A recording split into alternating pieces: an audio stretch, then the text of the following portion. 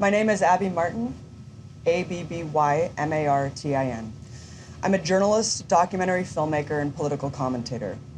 On February 28, 2020, I was scheduled to speak at Georgia Southern University.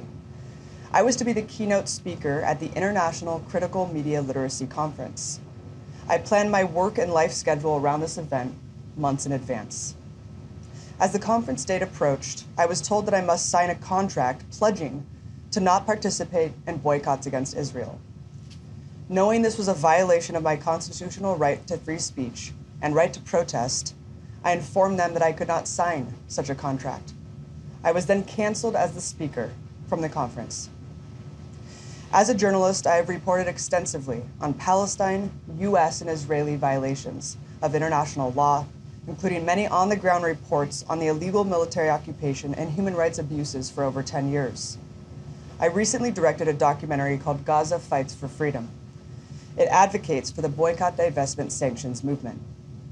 Through its political, military, and economic support, the US is supporting egregious human rights violations of several UN resolutions, the Geneva Conventions, and more.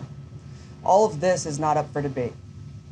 The BDS movement exists to mount pressure against Israel to stop these atrocities, similar to the grassroots movement that brought the end of apartheid in South Africa.